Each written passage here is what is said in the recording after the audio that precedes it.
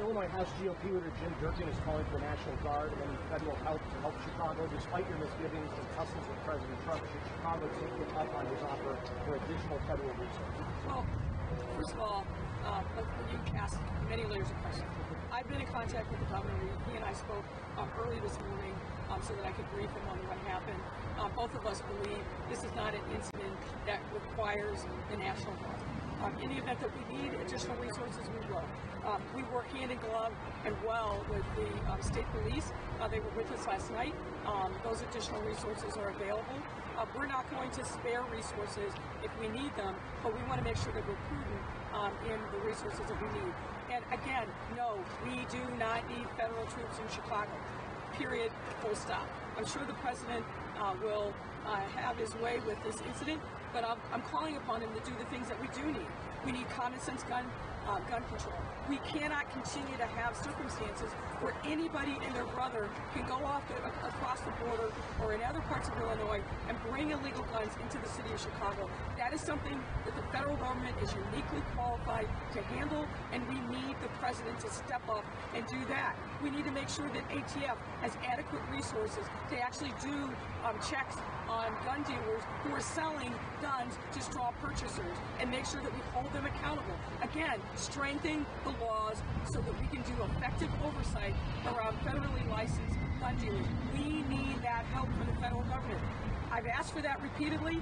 I've never heard an answer from the president or any of his people. So if he wants to help, do the things that the federal government is uniquely positioned to do. Don't rattle the saber. Don't make threats. Actually act in a way that will provide real safety to our cities. That's what we need. A follow-up for my last question about that. Can you speak at all about the social media techniques that we used to study what went on last night? A little more of the DNA of the police work that led to what they learned about the caravan? We're always monitoring open sources on social media to understand what's going on.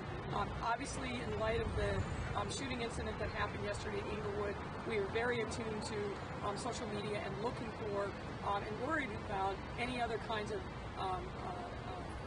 unrest or efforts of retaliation, which is how we saw the social media post about come downtown and leave. So that we will continue to make sure that we have the resources, particularly monitoring open sources on social media, so that we can get the job done. One last question for the mayor, if I can, and I'll ask the governor a quick question. This is from Fran. You better pick which one you want. The governor's got another event to head to, so pick which one you want. I'm happy. Whatever you want. Mayor, let me ask you, this is from Frank. Alderman Brian Hopkins said this morning that this one is on Mayor Lightfoot. He's blaming you and Superintendent Brown. Hopkins said you had intelligence that this was going to happen, and it happened anyway. If there's a strategy to stop it, Hopkins says it failed. His residents are terrified because the tough talk we heard from you this morning sounds like a repeated late May, and that tough talk is not enough. Yeah, Alderman Hopkins has a penchant for letting his mouth run before he actually gets the facts. I don't think there's any reason for me to say anything further. Our police department got the intelligence, acted on it quickly, by 400 officers downtown. And what we need now is not money-warning quarterbacks and sideline critics. What we need is to come together as a city and have a united strategy and focus. We're focused. We're not going to let the noise of people that like to chatter before they know what the facts are get in the way. And that's all I'll say about that. Governor, can we just ask one question of you? One question. Can you just speak on the question about offering up the National Guard or any larger conversation about this?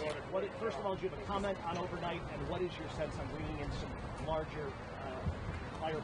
Well, I reached out early this morning to the mayor to offer our help. But last night we did, in fact, provide state police, closure of on-ramps and off-ramps where necessary for the city of Chicago.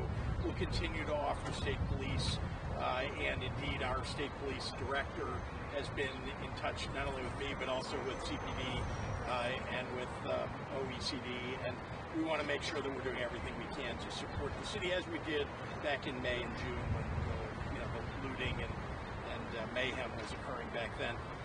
So everything and anything that we're asked to do will be helpful. Is there any concern with not prosecuting sufficiently in these cases? Well, listen, criminals need to be held accountable. There's no doubt about it. I think, I have, of course, been an advocate for police accountability and for reforms, significant reforms. Having said that, the criminals that are involved, these were criminals, people who broke in, who were shooting at people. They were shooting, and we had 13, I believe 13 Chicago police officers who were injured last night. This is criminal activity. Those criminals need to be held. Is this prosecution not sufficient? Are they not prosecuting sufficiently? Thanks for watching, and if you haven't already, please consider subscribing to our channel. And while you're at it, please leave us a comment. Thank you for watching.